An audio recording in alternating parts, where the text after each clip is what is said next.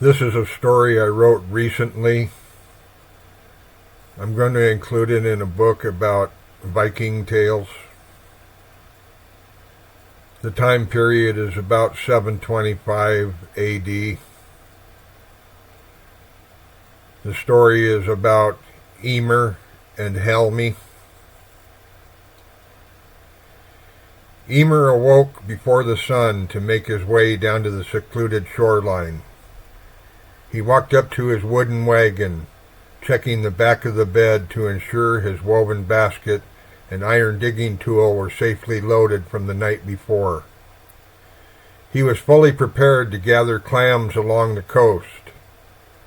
The most crucial element of his task was arriving at the rocky beach precisely at low tide. Emor pulled his horse-drawn wagon the 3 leagues down to the secluded beach, looking across the choppy strait toward the distant shores of Lingholm Island. There was not another soul in sight. This was a lonely, sandy stretch of coast just north of a jagged cliffside, a place he frequented because the local villagers rarely ventured this far. He stepped down from the wagon, lifting his basket and digging tool to carry them toward the surf. He did not bother to hitch his horse or hide his tools.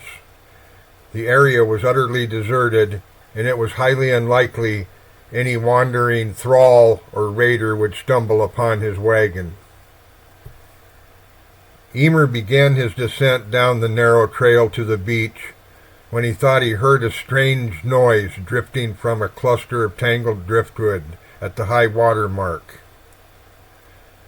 At first he just dismissed it as the wind and turned back toward the tide pools, but then the noise echoed again. Emor decided to investigate. The sound possessed an undeniably human quality.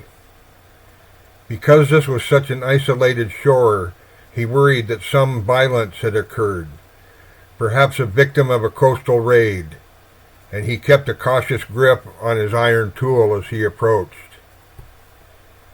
Emor first searched behind several massive beached logs, but found nothing. Shaking his head, he decided to give up and return to his clam beds. Just then, a heavy moan cut through the air. This time he knew where it originated.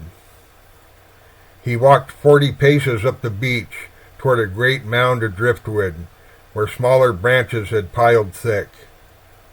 As he drew nearer, he froze. Protruding from beneath the heavy timber was the tail of an immense, shimmering fish. Emor was astonished. It was rare to see a fish of such magnificent size, let alone buried so high upon the shore. As Emor stepped closer, the moaning grew distinct and human-like. He reasoned it must be a trapped harbor seal or some other sea mammal, judging from the heavy, wheezing sound it made. Reaching the cluster of logs, Emor looked down at the massive tail and listened to the shallow breathing. He bent his back and heaved away 2 large, heavy pieces of timber. To Emor's utter amazement, a woman lay trapped under the sand. She had dark, wild hair, and her face was twisted in pain. As his eyes traveled down her form, his breath caught at her waist. Her human body was half fish. Emor blinked hard, wondering if this sea sprite had cursed his mind with a delusion. He knew of the mermaids from the old tales and poems, but he had never believed them to be real. They were supposed to be mere legends of the deep. He stared down at the impossible sight when suddenly the maiden spoke to him in his own Norse tongue. "Please, son of the land, help me," she gasped. "A great Viking dragon ship came tearing through the strait. They did not see me, and their heavy hull struck me down.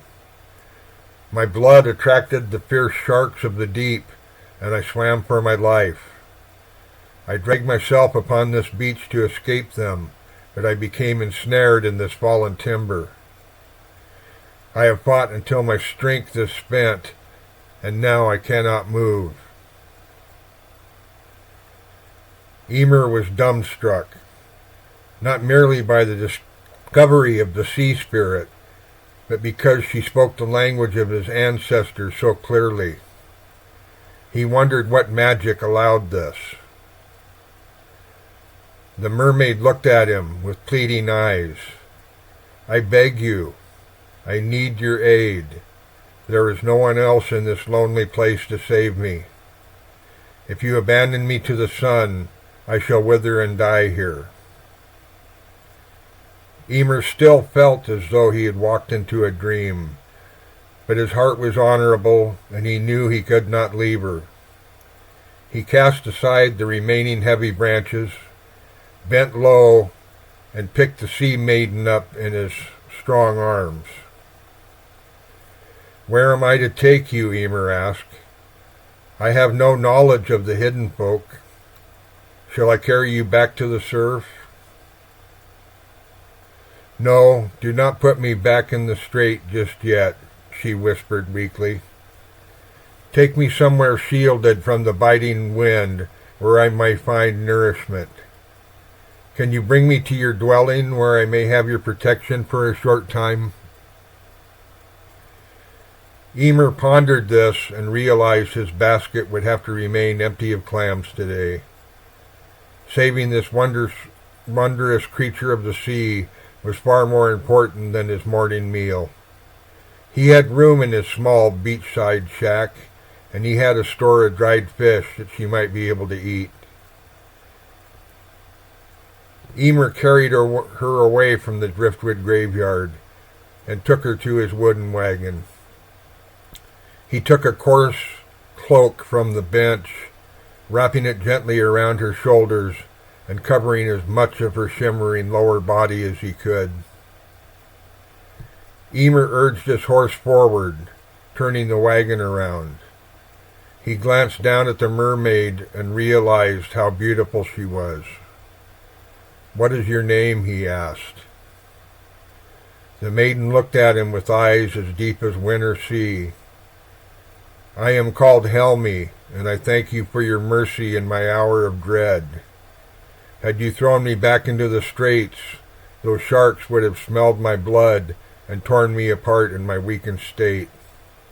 If you shield me until I heal, I will find a way to reward your kindness.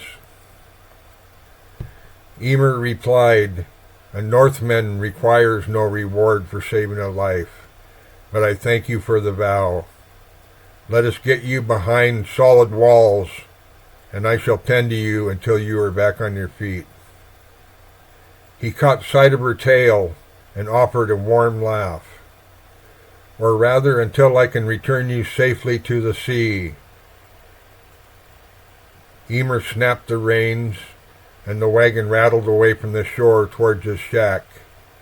It was a journey of a quarter an hour, but he urged the horse to a brisk pace to get her out of the cold air.